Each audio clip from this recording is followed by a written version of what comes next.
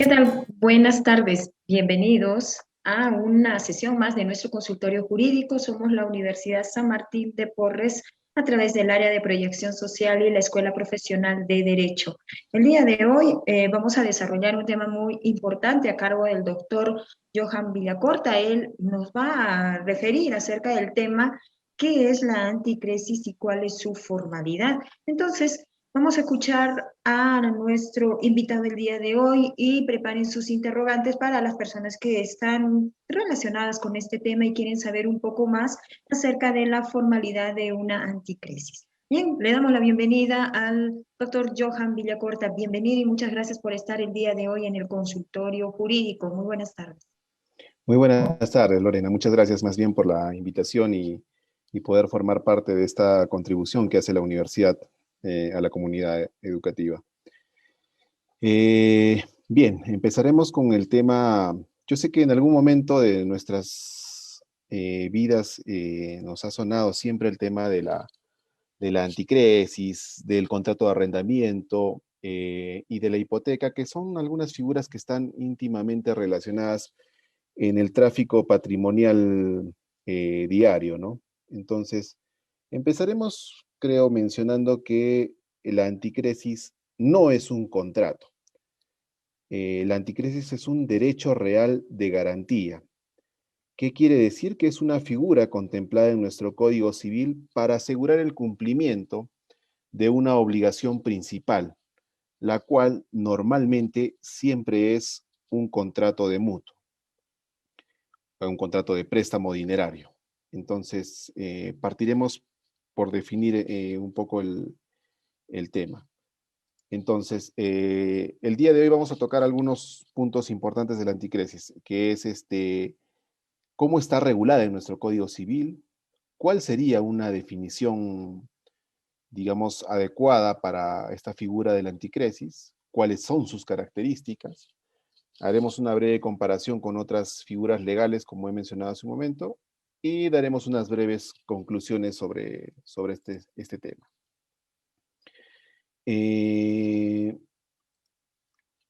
los contratos están destinados normalmente a generar una relación jurídica patrimonial, sea un contrato de compraventa, sea un contrato de arrendamiento, un mutuo dinerario, etcétera. Cuando estas figuras, sea el contrato de compraventa, arrendamiento, etcétera, siempre van a contemplar una parte que está en una desventaja, ya no hablando de un tema legal, sino en un tema real. Por ejemplo, en el contrato de arrendamiento hay una parte que se denomina arrendador que le otorga la posesión o le cede un derecho al arrendatario para que pueda utilizar su bien. Sin embargo, en esta relación contractual existe una parte débil, que es el arrendador. ¿Por qué digo una parte débil? Porque nuestra legislación ha contemplado mucha protección hacia el arrendatario. Entonces, ¿qué sucede cuando se incumple un contrato de arrendamiento, por ejemplo? El arrendador queda desprotegido y por eso vemos muchísimos casos, incluso que han sido mediáticos, que el arrendatario continúa en posesión del bien y no paga la renta y puede estar 1, 2, 3, 4 años sin pagar la renta y el arrendador no tiene cómo retirarlo. Entonces, en ese contrato en específico, la parte débil es el arrendador, digamos, aquel que no, cuyo cumplimiento le va a ser más difícil. En un contrato, por ejemplo, de mutuo, de un préstamo dinerario, tenemos la persona A y la persona B.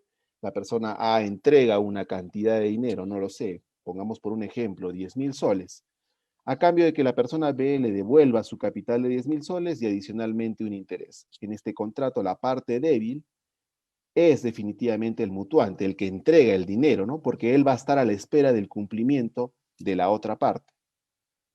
Entonces, en distintos contratos, siempre va a haber una parte que está expectante a ver si es que se cumplen los pactos a los que se ha arribado en el contrato. Y para eso existen cierto tipo de garantías, para, digamos, equilibrar un poco esa balanza que se va para un costado cuando se se empiece a ejecutar un contrato. Dentro de ellas tenemos distintas garantías y tocaremos el tema de la garantía anticrética o la anticresis, como se denomina comúnmente.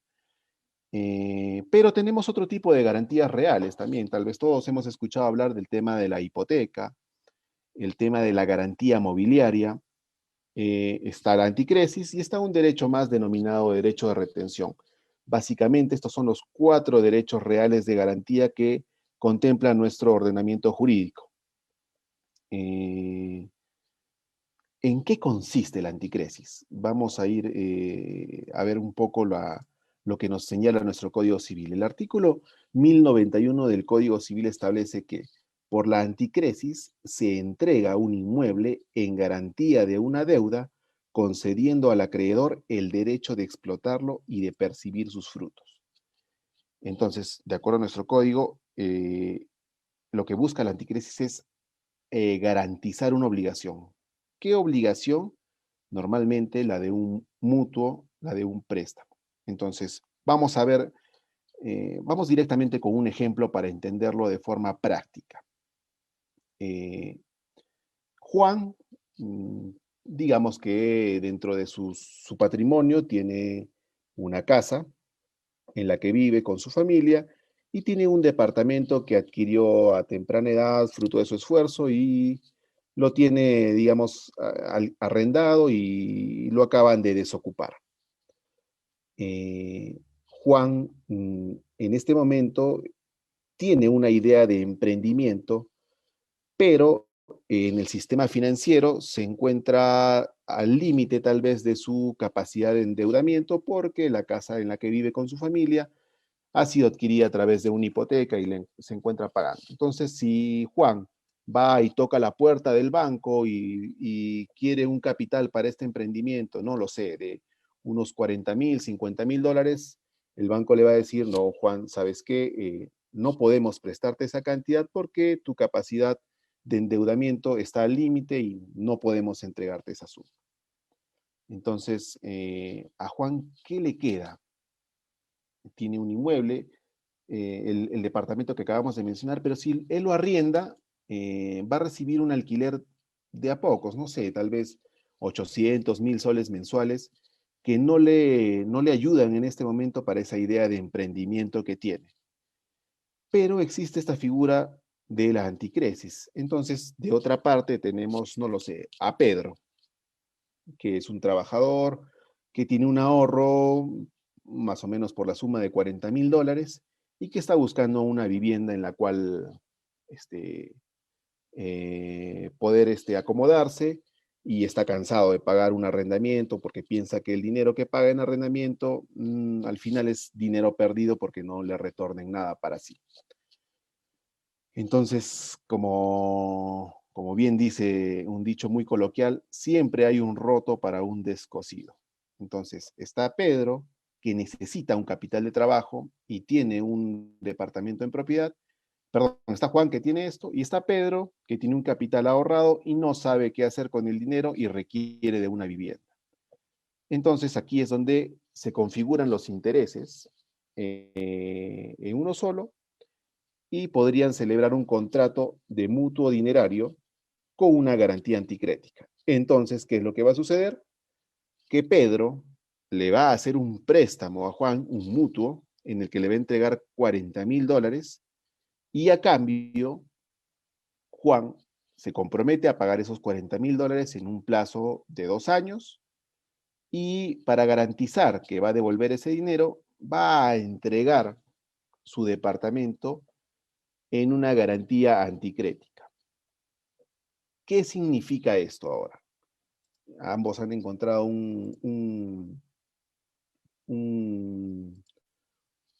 han coincidido en sus propuestas. Significa que eh, Pedro le entregó a Juan 40,000 dólares y a cambio Juan va a tener el derecho de usar y disfrutar del departamento de Juan. ¿Qué otras reglas nos dice nuestro Código Civil acerca de la anticresis? Y aquí es donde viene tal vez el tema un poco que se ha denominado el día de hoy. El artículo 1092 establece lo siguiente. Formalidad del anticresis. El contrato se otorgará por escritura pública bajo sanción de nulidad, expresando la renta del inmueble y el interés que se pacte. Entonces, para que pueda existir legalmente el mutuo con garantía anticrética, la ley nos establece una formalidad. Haremos aquí un paréntesis para explicar un poco qué es la formalidad. La formalidad no es otra cosa que la forma a la que nos obliga la ley. Y pondremos algunos ejemplos. El contrato de compraventa es un contrato que no tiene ninguna forma preestablecida por la ley bajo sanción de la nulidad. Es decir, que no tiene ninguna formalidad. Yo podría hacer una compraventa de un terreno, de una casa, en un documento privado tranquilamente, inclusive de forma verbal. ¿Por qué? Porque la norma no me establece ninguna formalidad para este tipo de contrato. De igual forma, yo podría hacer un arrendamiento solamente por escrito con una simple firma en los contratos. Sin embargo, existen algunos contratos que por la importancia y la relevancia que revisten, la ley les ha establecido una formalidad. Por ejemplo, el contrato de donación de un inmueble. Si yo quisiera donar un bien inmueble a favor de, por ejemplo, mi hermano, yo tendría que hacer un contrato por escritura pública bajo sanción de nulidad, al igual que en la anticresis. Quiere decir que si yo no hago el contrato de donación a través de una escritura pública, es decir, a través de una notaría, ese contrato no tiene ninguna validez y es nulo, de pleno derecho. Existen actos jurídicos que incluso revisten una formalidad adicional a la escritura pública, como es la constitución de la garantía hipotecaria. Cuando yo constituyo una hipoteca sobre un bien inmueble, necesito hacer una escritura pública y adicionalmente esa escritura pública inscribirla en el registro público. Si no cumplo todos esos pasos, el acto jurídico es nulo, se tiene como inexistente. Entonces, entendida la formalidad,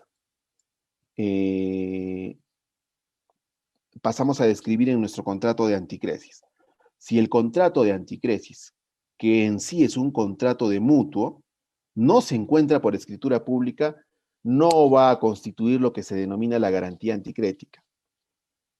Entonces, pregunta, ya, y si yo hago el contrato en un documento privado, pues lo que será nulo será la garantía anticrética y subsistirá el contrato de mutuo. Quiere decir que si yo entrego los $40,000, quedará ese contrato de préstamo, de mutuo dinerario, mas no podré exigir los derechos que se derivan de mi garantía anticrética, porque es inexistente si no cumplo con el requisito de la formalidad que sea por escritura pública.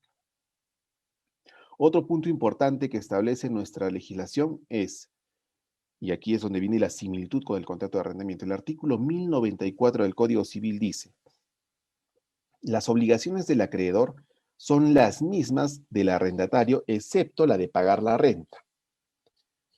Entonces, habiendo ya leído estos cuerpos, esta normativa, podemos señalar ya algunas conclusiones. El contrato de mutuo con garantía anticrética debe ser por escritura pública y el acreedor anticrético tiene las mismas obligaciones que el arrendatario. Quiere decir el deber de conservar el bien, de hacer las mejoras necesarias, de devolver el bien al momento de que se cumpla con el pago y todas las demás obligaciones que son propias del arrendatario. Entonces, ya habiendo visto un poco de forma eh, como un ejemplo a la anticresis, pasaremos a dar una definición un poco ya más técnica de lo que es. Entonces, la anticresis es aquel derecho real de garantía porque lo que busca es garantizar una obligación, Es accesorio porque de por sí no tiene ninguna existencia. Yo no podría celebrar un contrato de anticresis porque no existe en la legislación peruana. Por eso es accesorio. Es accesorio a una obligación principal, en este caso a un mutuo. Es indivisible y temporal. El carácter de la anticresis es indivisible porque yo no podría dar una parte del crédito en anticresis y otra no. Es un contrato indivisible. Y temporal porque siempre va a tener una duración. Normalmente la duración de la anticresis, de la garantía anticrética, es la duración que tiene el contrato de mutuo, o sea, el plazo que tiene el deudor para pagar esa deuda. Y la entrega en posesión de un bien inmueble de su propiedad para que éste pueda ejercer alguno de los atributos del derecho de propiedad. Entonces vamos a señalar nuevamente esta definición. Entonces la anticresis sería aquel derecho real de garantía accesorio, indivisible y temporal, por el cual el anticresista entrega la posesión de un bien inmueble de su propiedad a su acreedor para que éste pueda ejercer alguno de los atributos del derecho de propiedad sobre éste y así pueda haber satisfecho su crédito.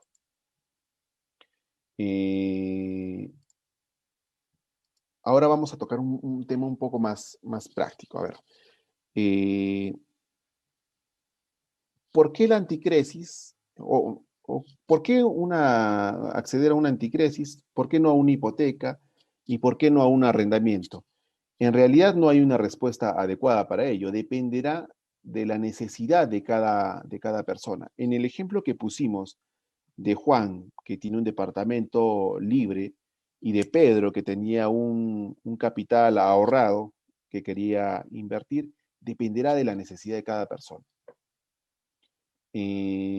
Por ejemplo, en este momento nuestras tasas de interés, no sé, por un plazo fijo se encuentran muy bajas. Si uno pone el dinero de los $40,000, en el mejor de los escenarios le va a rendir entre 4 a 5%, exagerando, de forma anual. Entonces, la gente busca invertir mejor su dinero. En el caso de Pedro, que tiene una cantidad de $40,000 que hemos puesto en nuestro ejemplo, si Pedro quisiera invertir ese dinero en el banco, tal vez no le retornaría mucho dinero.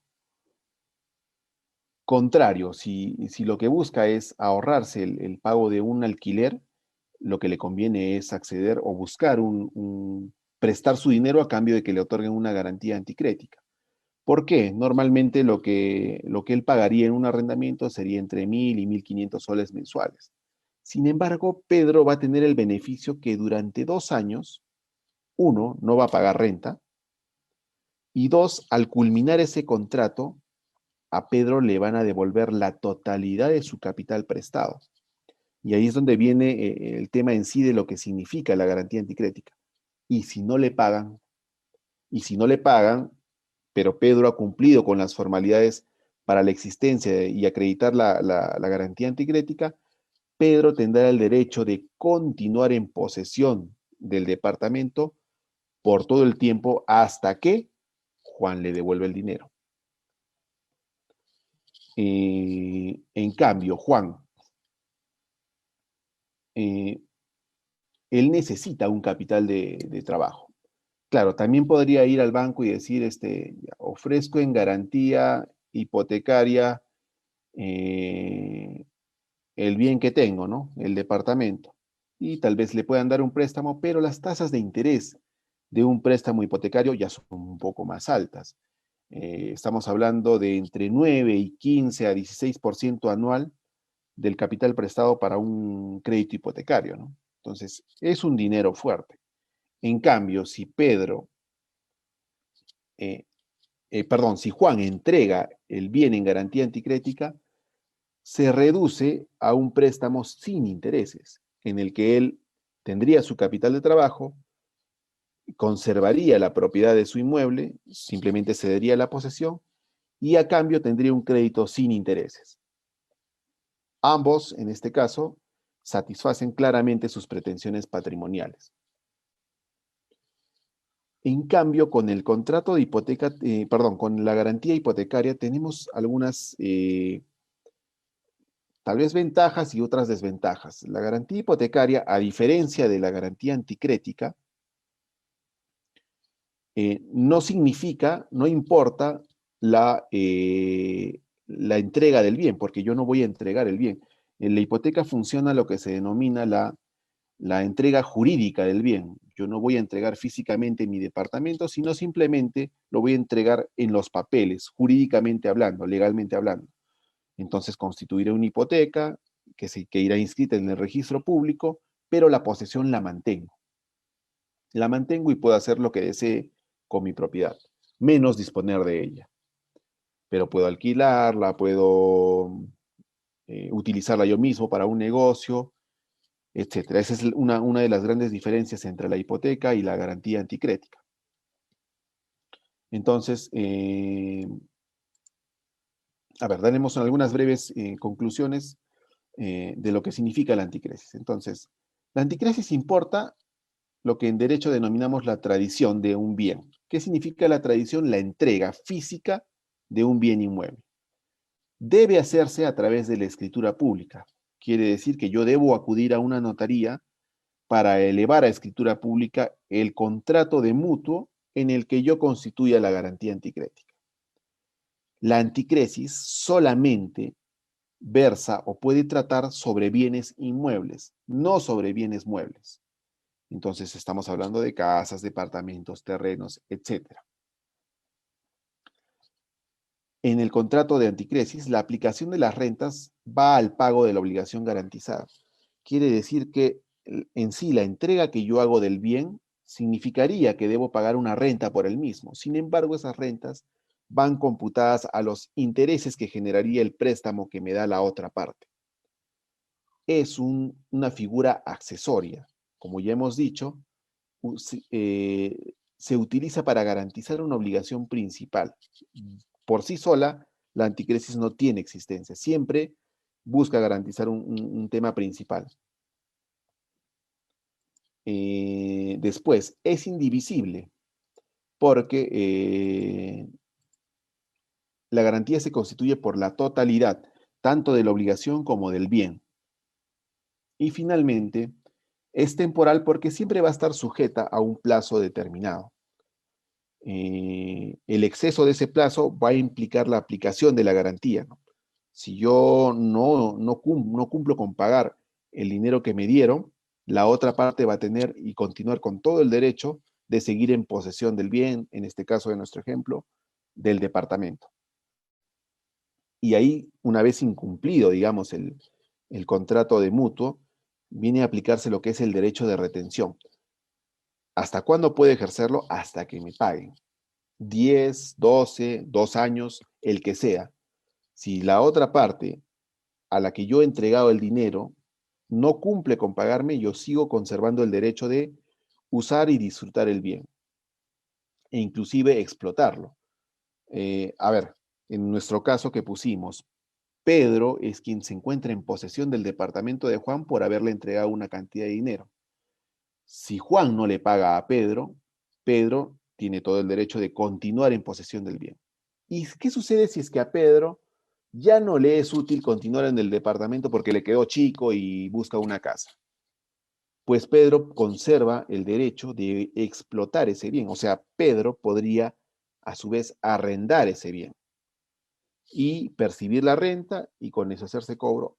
Todo eso hasta que Juan le pague la totalidad del monto entregado en calidad de préstamo.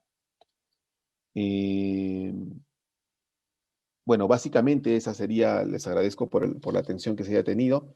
Ese es el tema. Tal vez hay algunas preguntas que quisieran hacer o algunas dudas que absolver. Encantado de hacerlo. Claro que sí. Nos han escrito a través de nuestros canales y nos preguntan lo siguiente para usted. La consulta es si al realizar un anticresis, ¿no? De todas maneras, este intercambio, lo que indica aquí este intercambio, se tiene que realizar solamente con un monto de dinero o es que existe otro tipo de dar este inmueble. Ya, a ver. En la práctica, la anticresis lo que busca es garantizar una obligación normalmente dineraria, pero en nuestra norma no está, digamos, cerrado el tema de que pueda servir para garantizar otro tipo de obligaciones. Por supuesto que puede darse. No lo sé, a ver, no sé, a ver, una constructora podría tener la obligación de terminar la edificación de un proyecto inmobiliario y por X motivos no lo concluye. Esa es una obligación principal. Esa misma constructora podría dar a la persona a la que se comprometió en construirle, por ejemplo, un departamento, otro departamento que tal vez tenga concluido en calidad de anticresis, hasta que culmine la construcción del departamento al que se obligó. Ese podría ser un caso que podría darse. No, no está cerrado a que sea, a que necesariamente deba garantizar un mutuo dinerario. Ok, muchas gracias. Vamos con la siguiente pregunta. ¿Qué sucede en el caso en que, ya lo había explicado, pero de todas maneras el caso del interrogante, ¿qué sucede en el caso de que he cumplido con los 2 años de haber ocupado un departamento, pero los dueños no hacen la devolución del dinero por el cual se ha quedado pactado para el departamento en anticresis? ¿Sube algún interés este dinero o el monto que se devuelve tiene que ser el mismo, al igual que ese que fue hace 2 años atrás por el departamento? Ya, en principio eso dependerá de las condiciones en las que se haya pactado la anticresis. Sin embargo, si no hay nada establecido, la persona, el acreedor anticrético, que es quien entregó el dinero y se encuentra en posesión del bien, transcurridos los 2 años de plazo que se estableció para devolver el dinero y no sucede, tiene todo el derecho de conservar la posesión, el uso y el derecho inclusive a explotar el bien. Entonces, y eso se seguirá hasta que se cumpla con la deuda principal en su totalidad. ¿Ok? Hay una pregunta más. Cuando uno realiza la entrega de un departamento por anticresis, ¿se tiene que elaborar un contrato, se tiene que redactar un contrato o cómo es la forma más habitual? Ya, como hemos mencionado, incluso no solamente existe la formalidad de que sea por escrito, sino que deba ser una escritura pública. Entonces, normalmente la redacción es básica, es un contrato de mutuo en el que Pedro entrega una cantidad de dinero, se obliga a entregar $40,000 a Juan en calidad de mutuo para que esta cantidad sea devuelta en el plazo de 2 años. Esa es la obligación principal que debe estar pactada en una minuta de mutuo con garantía anticrética. Y adicionalmente, normalmente hay una cláusula en la que se señala que Juan, en garantía del cumplimiento del préstamo de $40,000, entrega el bien ubicado, no sé, en la avenida Tantos, consistente en un departamento de 3 habitaciones, 100 metros cuadrados, en calidad de garantía anticrética a favor de Pedro, teniendo Pedro todos los derechos que se desprenden del contrato de la garantía anticrética, que es, como ya hemos dicho, estar en posesión del bien, usufructuarlo e inclusive explotarlo. Entonces, básicamente, sí tiene que haber un contrato, tiene que redactarse un contrato y la recomendación, porque aquí normalmente hay de por medio no una cantidad mínima de dinero, estamos hablando en anticrisis normalmente encima de los $20,000, entonces la recomendación sería a las partes siempre acudir a un abogado especialista en temas civiles patrimoniales para la elaboración de este contrato. No es un contrato que deba hacerse descargando un modelo de internet, no es la recomendación porque hay demasiado dinero en juego y si no se cumplen las formalidades o si la redacción no es la adecuada, luego vienen las suspicacias y las interpretaciones en extenso que pueden hacer poner en una posición tal vez de indefensión a la parte que entrega el bien. ¿Ok? Hay una consulta más, nos indican lo siguiente. Con el caso anterior, por ejemplo, el hecho de ya haber cumplido los 2 años y querer retirarse, por ejemplo, de un departamento, ¿no? ¿Qué pasa si los dueños, ¿no? Están refiriendo al ejemplo anterior. ¿Qué pasa si los dueños no quieren devolver el dinero el dinero de la anticresis, ¿no? Por los 2 años por los cuales han tenido esta conversación de poder usar este departamento. ¿Existe la posibilidad de que este departamento en uso tenga que, tenga que resolverse de manera judicial? Ese es uno. Y número dos, si es que existe la posibilidad de adquirir este departamento, ya que existe, ¿no? Ya que no hay una devolución del dinero cumplido los 2 años y ese dinero puede ser parte de la compra de este inmueble. Ya, es una pregunta muy, muy interesante y para tocar algunos temas que tal vez se dejaron de lado. A ver, en principio, la anticresis, el contrato de mutuo con anticresis genera una obligación de devolver el dinero. La anticresis, como hemos dicho, es una garantía accesoria.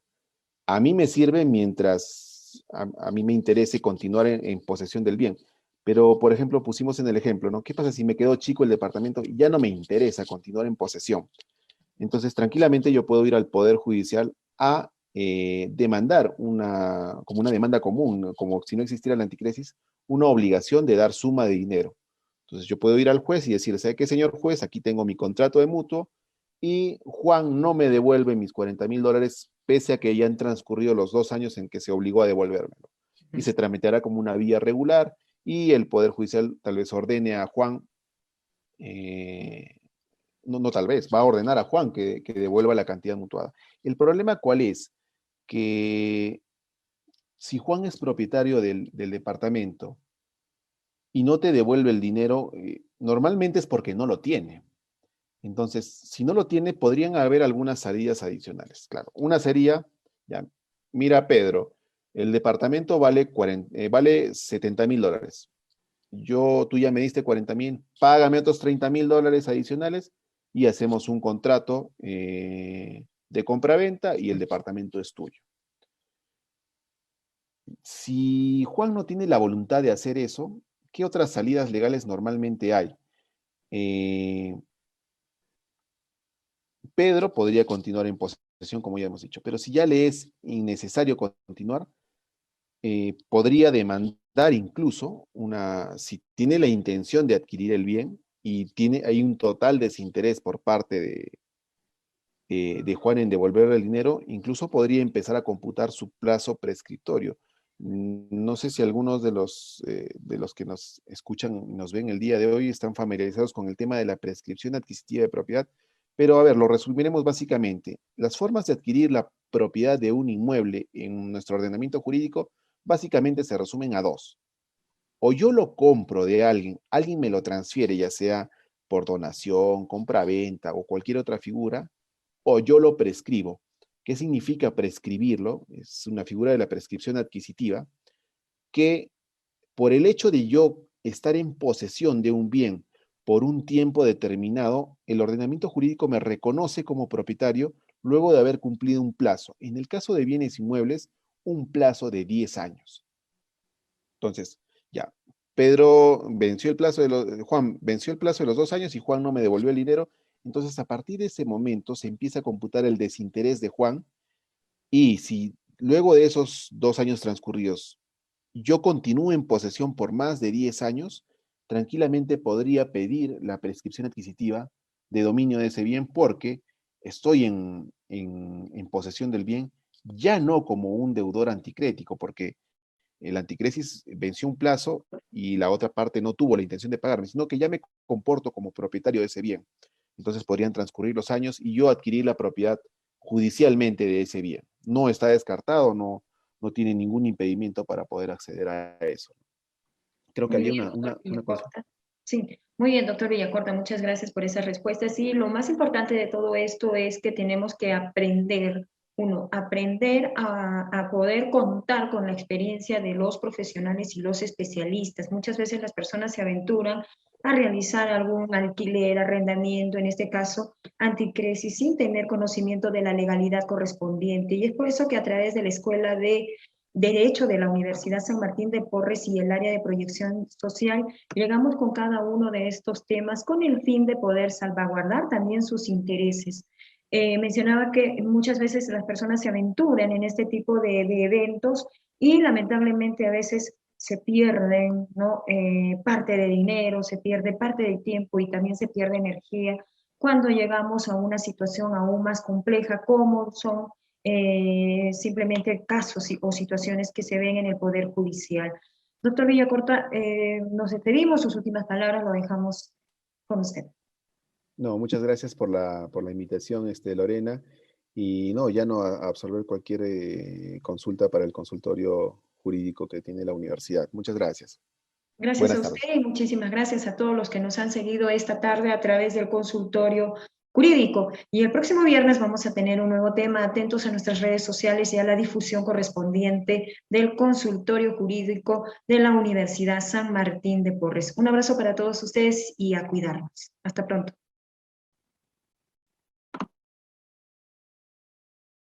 Muy bien, son todas las preguntas, las inquietudes que hemos tenido.